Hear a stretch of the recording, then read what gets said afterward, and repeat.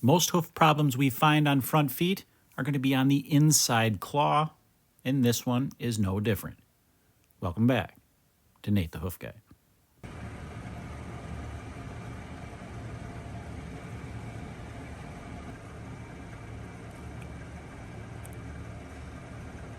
Now, most of the time when I'm trimming, I'm going to do a lot of that hoof removal with my grinder. I'm going to use those carbides and shave this hoof away, but sometimes I like to use my knife just to investigate it a little bit, see what I'm dealing with before I do that.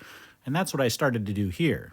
But then I just kept uncovering more and more of this and ended up using my knife for a lot of this trim.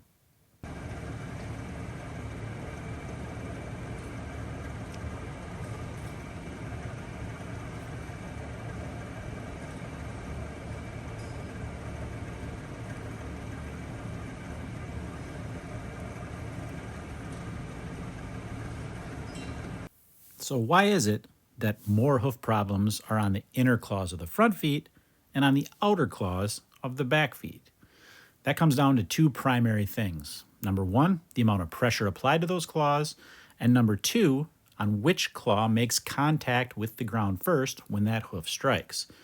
In front feet, that tends to be that inner claw. The first thing that's going to make contact generally is that inner claw, and over time, as she continues through that step, more of the pressure is going to be applied to that inner claw as well. The exact opposite happens on the back feet.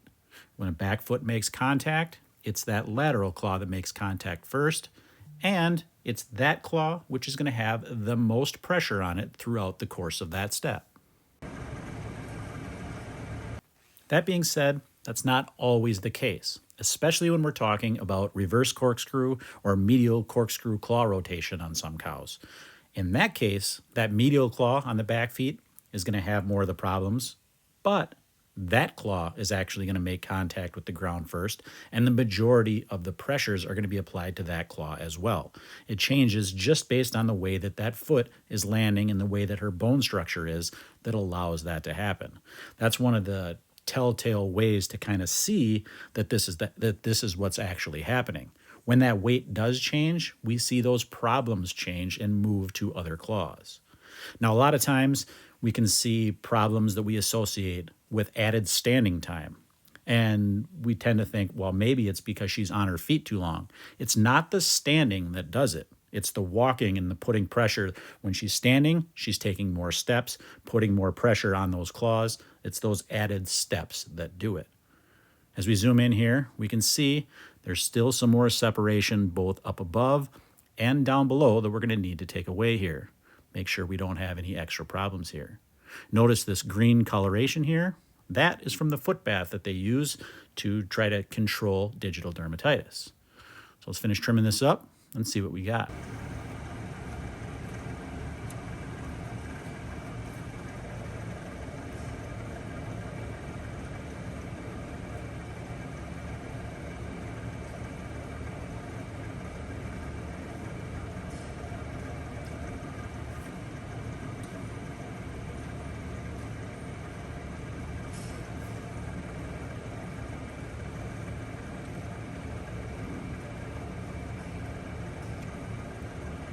As I work to clean up this heel area, you're going to notice some pinks and yellows and reds, some coloration in that hoof itself. So what that is just remnants of that healing process. You're going to have some of that residual color in there from the lesion and from the healing itself, and that's what we're seeing here. If I were to continue to remove hoof horn, that would be nice and clean and white underneath.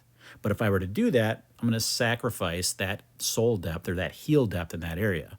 And the primary thing to keep a nice, healthy, sound hoof is that foot angle. If I remove heel, I'm going to lower that hoof angle, and I don't want to do that. Keeping a nice, thick heel with a steeper hoof angle is going to actually reduce pressure in that area by distributing it more evenly throughout that pedal bone and then ultimately to that hoof capsule and across that hoof.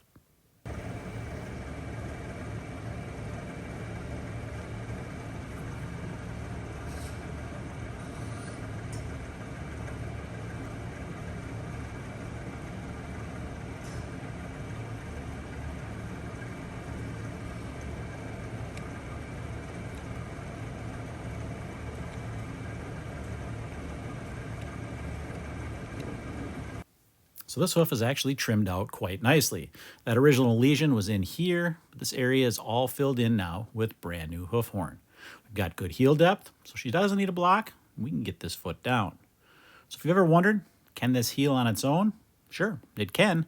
We just speed that process up by intervening. Now you'll notice when I put this foot down, you'll notice that other foot, she's not putting any weight on that.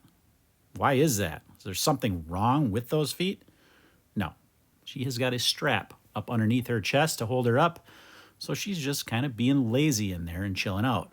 When I take that pressure off that strap, like this, well, then she'll stand normal. And when she does, she uses those feet just like she's supposed to. Last thing to do here for 2683 is to get her name written down, or her number rather, and we'll let her go. She is done.